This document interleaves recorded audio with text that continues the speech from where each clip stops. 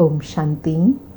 आज प्यारे बाप दादा के अनमोल मधुर महावाक्य सुनेंगे 11 अक्टूबर 2025 के।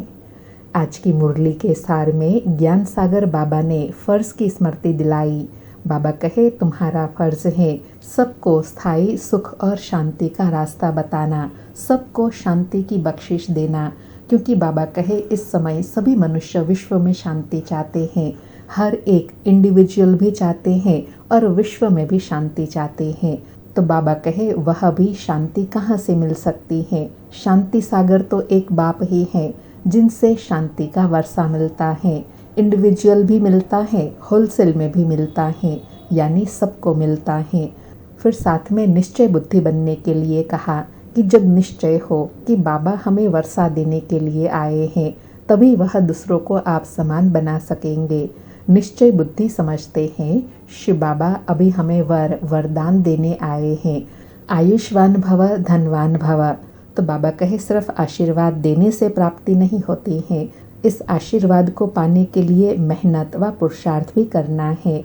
और कहा कि गाते हैं शांति देवा, तो बुद्धि चली जाती है परम पिता परमात्मा की तरफ, जो ही आकर सारे विश्व को शांति की बख्शिश देते हैं, शांति का इनाम देते हैं। उनको ही सुख का, शांति का, पवित्रता का सागर कहा जाता है। एक बाप ही सारे विश्व में 100% पवित्रता, सुख, शांति का राज्य स्थापन करते हैं, और वो भी 21 जन्म, आधा कल्प के लिए। और वो भी गारंटी देते हैं कि वहाँ कभी भी आत्मा दुखी अशांत नहीं हो सकती। फिर ड्रामा की स्मृति दिलाते कहा कि यह ड्रामा बना बनाया है, इसमें कोई भी फर्क नहीं पड़ सकता। ड्रामा में जो सीन जिस समय चलनी है उस समय ही चलेंगी, हूबहू रिपीट होना है। ड्रामा की आयु भी एक्यूरेट है। बाबा को भी नई दुनिया की स्थापना करने एक्यूरेट टाइम पर आना है। बाबा कहे, सेकंड का भी उसमें फ़र्क नहीं पड़ सकता है। यह समझने के लिए बेहद की बुद्धि चाहिए। और साथ में कहा कि शिव बाबा पूरे 5000 वर्ष के बाद ब्रह्मा में प्रवेश करते हैं, जब रात्रि का समय होता है। क्योंकि बाप आते हैं रात्रि में दिन बनाने के लिए, इसलिए शिवरात्रि मनाते हैं। श्री कृष्ण जन्माष्टमी मनाते हैं, क्योंकि वह आत्मा अपनी प्रारब्ध लेकर आती है। तो बाबा कहे, इस रहस्य को तुम बच्चों को सबको स्पष्ट करना है।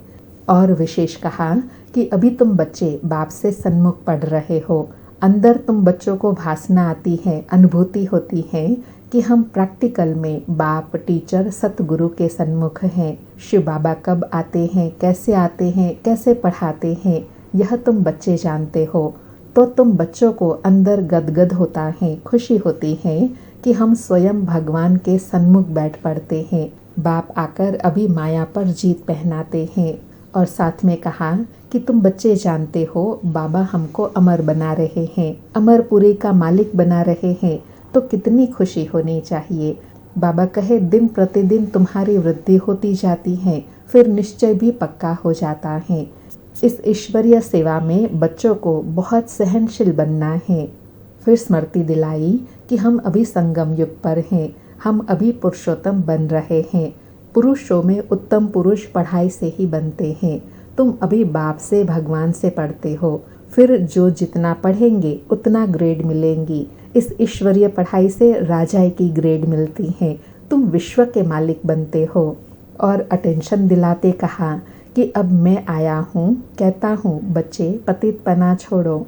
बाबा कहते हैं, अब कोई भी पाप कर्म नहीं करो। अगर कोई विकर्म होता है तो फौरन बाबा को आकर बताओ, निमित्त आत्माओं को बताओ।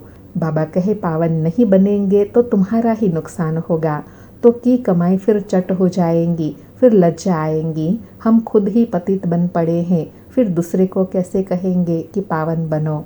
अंदर में खाएगा कि हमने कितना फरमान का उल्लंघन किया। बाबा कहे, तुम यहाँ बाप से डायरेक्ट प्रतिज्ञा करते हो, हाजिर नाजिर है ना, हम उनके सन्मुख हैं, तो श्रीमत पर चलना है।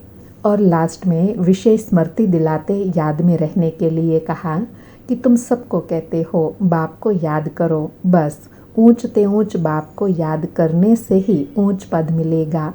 तुम राजाओं के राजा बनते हो, तुम्हारे पास फिर अनगिनत धन होगा। तुम अपनी झोली भरते हो ज्ञान रत्नों से। कहते हैं कुबेर के पास बहुत धन था, बाबा कहे वास्तव में तुम हर एक बच्चे कुबेर हो, तुमको वैकुंठ रूपी खजाना मिल जाता है। खुदा दोस्त की भी कहानी है ना, उनको जो पहले मिलता था उनको एक दिन के लिए बादशाही देते थे। बाबा कहे यहाँ तो तुमको फिर 21 जन्मों के लिए बादशाही मिलती है। अल्लाह आकर अव्वल दिन सतयुग की रचना करते हैं जिसका फिर तुमको मालिक बनाते हैं, और बाबा कहे यहाँ तुम मालिक बनते हो योग बल से। सुनते हैं प्यारे बाप दादा के अनमोल मधुर महावाक्य। आज बाबा कहे मीठे बच्चे, तुम्हारा फर्ज है सबको स्थायी सुख और शांति का रास्ता बताना। शांति में रहो और शांति की बख्शिश इनाम दो। मीठे बच्चे, तुम्हारा फर्ज है सबको स्थायी सुख और शांति का रास्ता बताना। शांति में रहो और शांति की बख्शिश दो, अर्थात शांति का इनाम दो। आज मुरली से प्रश्न है, किस गुह्य राज को समझने के लिए बेहद की बुद्धि चाहिए? उत्तर में बाबा कहे, ड्रामा की जो सीन जिस समय चलनी है उस समय ही चलेंगी, इसकी एक्यूरेट आयु है। बाप भी अपने एक्यूरेट टाइम पर आते हैं, इसमें 1 सेकंड का भी फर्क नहीं पड़ सकता। पूरे 5000 वर्ष के बाद बाप आकर प्रवेश करते हैं। यह गुह्य राज समझने के लिए बेहद की बुद्धि चाहिए। आज मुरली में गीत बजा, बदल जाए दुनिया न बदलेंगे हम, बाबा हम तेरे हैं तेरे ही बन के रहेंगे। आज का धारणा के लिए सार है। पहला पॉइंट, इस आसुरी दुनिया में बहुत बहुत सहनशील बनकर रहना है। कोई गाली दे, दुख दे तो भी सहन करना है। बाप की श्रीमत कभी नहीं छोड़नी है। दूसरा पॉइंट, डायरेक्ट बाप ने पावन बनने का फरमान किया है, इसलिए कभी भी पतित नहीं बनना है। कभी कोई पाप हो तो छिपाना नहीं है। आज प्यारे बाबा का वरदान है, एक नामी और इकोनॉमी के पाठ द्वारा हलचल में भी अचल अडोल भव। एक नामी और इकोनॉमी के पाठ द्वारा हलचल में भी अचल अडोल भव। स्पष्ट करते बाबा कहे, समय प्रमाण वायुमंडल अशांति और हलचल का बढ़ता जा रहा है। ऐसे समय पर अचल अडोल रहने के लिए बुद्धि की लाइन बहुत क्लियर होनी चाहिए। इसके लिए समय प्रमाण टचिंग और कैचिंग पावर की आवश्यकता है। इसको बढ़ाने के लिए एक नामी और इकोनॉमी वाले बनो।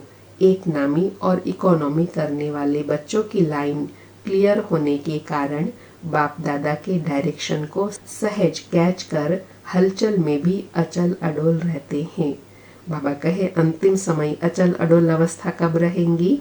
जब एक नामी अर्थात एक बाप दूसरा ना कोई, और इकोनॉमी अर्थात बुद्धि में भी एक बाबा दूसरा ना कोई और थॉट नहीं, कोई व्यर्थ नहीं, तब अंतिम समय में बाबा की टचिंग मिलेंगी और उसको कैच कर सकेंगे।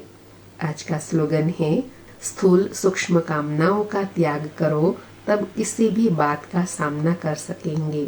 स्थूल सूक्ष्म कामनाओं का भी त्याग करो तब किसी भी बात का सामना कर सकेंगे। अच्छा, मीठे मीठे सिकिलथे बच्चों प्रति माता पिता बाप दादा का याद प्यार और गुड मॉर्निंग। रूहानी बाप की रूहानी बच्चों को नमस्ते। हम रूहानी बच्चों की रूहानी माता पिता बाप दादा को याद प्यार गुड मॉर्निंग और नमस्ते नमस्ते। आज के अव्यक्त इशारे हैं, स्वयं और सर्व के प्रति मनसा द्वारा योग की शक्तियों का प्रयोग करो। आज का अभ्यास है, अभी मनसा की क्वालिटी को बढ़ाओ तो क्वालिटी वाली आत्माएं समीप आएंगी। इसमें डबल सेवा है, स्व की भी और दूसरों की भी। स्वयं के लिए अलग मेहनत नहीं करनी पड़ेगी, प्रारब्ध प्राप्त है, ऐसी स्थिति अनुभव होंगी। इस समय की श्रेष्ठ प्रारब्ध है सदा सर्व प्राप्तियों से संपन्न रहना और संपन्न बनना। अच्छा, ओम शांति। शुक्रिया बाबा, शुक्रिया।